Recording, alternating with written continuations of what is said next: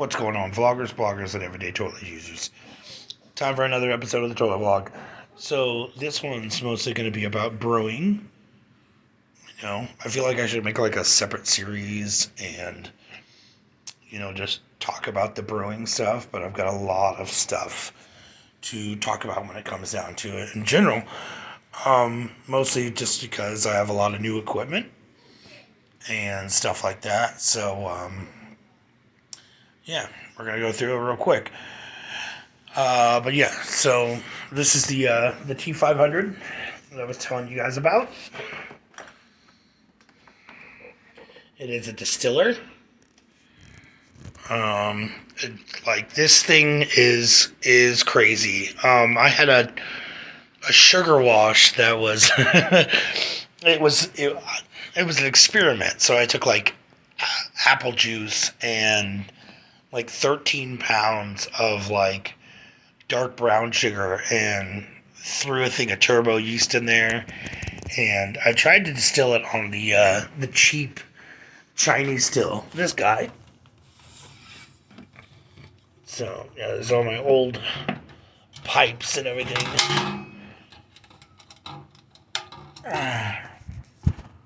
Bear with me. No, and it did work when I did it the first time and everything, but it's got one of these old copper guys, and it did work, but it puked a lot and created this like nasty brown like distill that was it was around like 95 proof. Not really sure what that is by alcohol by volume, but yeah, I ended up keeping it, and I kept it in one of my big carvoys, and so when I finally got the T500, I had like 2.5 gallons. I distilled it, and it still had kind of those like apple cider / caramel things going on, and so here's one of the jars, and this came out at 190, and yeah, no, it's insane. I mean, you take a sip off of it, and you can smell kind of like the apple and the caramel and stuff like that. But yeah, I'm just happy it actually came out clear. So the craziest thing about the T500 is that it's got this temperature gauge over here, and then you've also got one of these guys that will like you hook it up to your sink, and it's got this little needle right here that you can like turn the water pressure like up and down and everything. But like I literally had to put it at a trickle like to get that proof, and it's a fully packed column. There's a bunch of like stainless steel that's like little circular little dudes, and then you got a bunch of copper up here, but I've only used it once. But yeah, I've got a lot of stuff going on. So back talking about like a bunch of the equipment I've got a bunch of these little 1 gallon guys, and I've got some table sugar and another packet of 48-hour turbo yeast. I know 48-hour turbo yeast gets a lot of hate when it comes down to it, mostly because there is a holy fuck ton of yeast nutrients in here, and it kind of gives it like a funky taste. But if you let this guy like fully ferment and then sparkaloid it to get all those nastiness at the bottom and then rack it off and everything like that, you're pretty much good to go. I mean, it will have some bit of that flavor, but the last time that I actually distilled something with the 48-hour turbo yeast, other than the apple cider one that I was just talking about, like I just did water, sugar, pure sugar wash, it came out, almost tasting kind of like, like bread and alcohol, of course. But it wasn't too bad. So this is one of the other new guys that I got. It's a mini brew system. I joined a brewing community that basically gave me this for free. Pretty cool. It's got a little temperature gauge and all that down there, so you don't have to keep your when the yeast cap like falls down to the bottom and everything, you can just drain it out. Got some honey and some sugar that I use for back sweetening. Yeah, I've got a lot of stuff now. I mean, so I've got the 5 gallon. This is 6 gallons. 5 gallons. That's another 6 gallons. 3 gallons. 5 gallons. And I've actually got some mead that I made a little while ago, and I just had some leftover honey, and it was from a local like distributor in Bloomington that had honey left over, and so I had about 5 pounds. So I took 3 of those pounds of honey, and then some strawberries I had left in the freezer, and thawed them out, put some pectic enzymes in there to break down the fattiness of the strawberries, and then just blended that up, and then I put some K1V1116, I think it's called. I don't know. I have so much yeast going on. Yeah, I put both so it was like altogether it was like maybe 3 gallons, and this is a 5 gallon yeast. But yeah, I put the whole thing in there for both of them, and then they completely fermented out.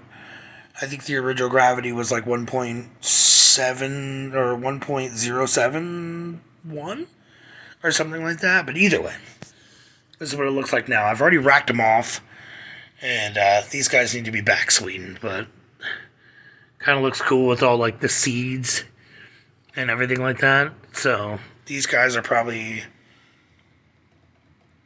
about 3 weeks out, but they're going to get racked again and back sweetened and then bottled, and they're probably going to sit in the bottle for like a good 4 months.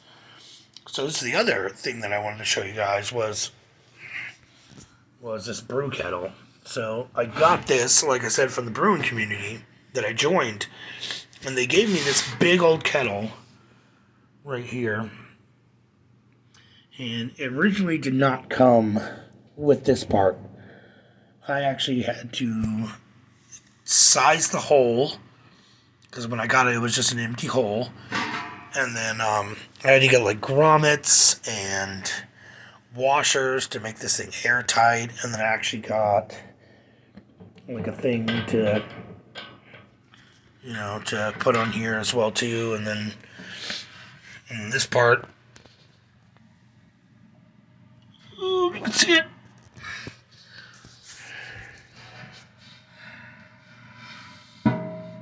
There you go. Let's go on the inside. And that's brass, The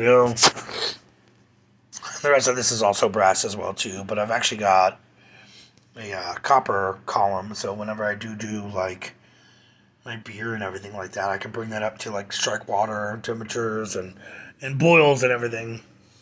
And that is a big old 5-gallon thing. So I'm new to beer, and the brewing community that I joined was actually mostly just beer guys and stuff like that. So, but they're a really cool group of guys, and I decided that I'm going to kind of dip my hands into beer just by doing like a brew kit. And so this guy right here, I know it's backwards. Is it backwards? I don't know, maybe I'm just looking at it weird. But yeah, I'm a big fan of IPAs, so I'm going to be doing a 5-gallon batch of IPA, and I'm going to be doing another sugar wash of 13 pounds of sugar, some 48-hour turbo yeast, putting it back in the T500, just getting regular pure spirits and everything like that. But my plan is to have, just a couple of things going on, like mead, wine, beer, sugar washes. And then when I get into the mix of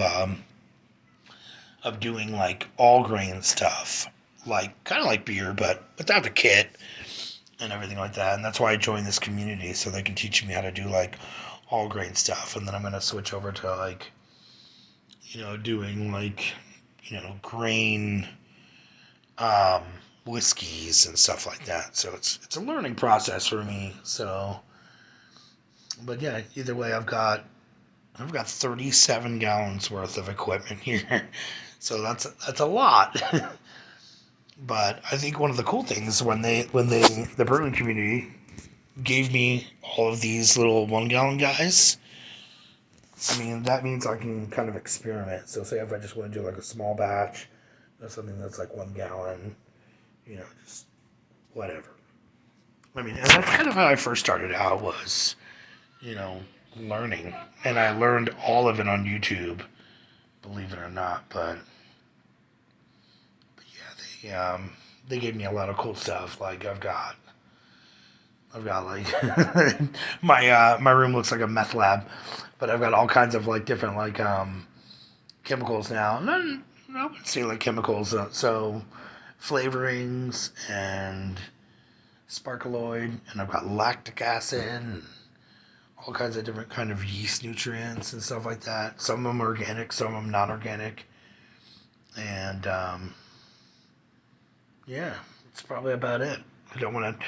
This is already running on 11 minutes, but this is the first video where we're gonna start doing, more like step by step. Because I watch all these YouTube videos that taught me how to do things, but they didn't really have a lot of things going on of like step by step. And it's always like, oh, the Patreons, oh, subscribe to my channel. Somehow I have 40 subscribers, and I don't even know who these people are. Some of them are probably my family. But either way, it doesn't matter. So I know my videos are horrible because I upload them on a phone, but this is a passion of mine, and I want to share that knowledge with other people, especially people just getting into the hobby and learning how to do things. And it's not as hard as you think it is, especially with something just like a sugar wash. When it comes to like the 48-hour turbo yeast and stuff like that, I mean, like you really just want to dip your hands into like the stuff. I mean, like one of the first times I ever used 48-hour turbo yeast, I didn't even know it was for like distilling. Like primarily, I picked it up and I saw this ridiculous packet that said 14.5 ABV in 48 hours, and I was like, cool. And I took like a gallon of like, I think it was like cherry raspberry whatever the fuck at like, Walmart, and then I just dumped like a little bit of the packet in there, and then I didn't even put a regular airlock on it. I put like a wet paper towel over it, and then kind of screwed the tap on, and it didn't make like a perfect seal, but yeah, no. And I ended up like coming home, and I didn't even like clear it or anything like that. I just straight up drank it, and yeah, I know I got pretty toasty off of it. I remember shitting my brains out like crazy, and but it was still a fun experience. And but yeah, no, I've got a lot more knowledge when it comes to all the stuff from there. But yeah, either way, look forward to a lot more videos of distilling and brewing, especially beer, because I've never done it before, and I'm really excited about that too. Other than the like thousands, not thousands, multiple bottles I'm gonna end up having to get. But yeah, it's gonna be fun. So stay tuned and don't worry about subscribing or any of the bullshit, because it's just a vlog when it comes down to it. I don't care who watches it. I don't care how this comes out. My beer ends up tasting horrible. Who cares? It's a learning experience. But yeah, either way. Ooh, see you later.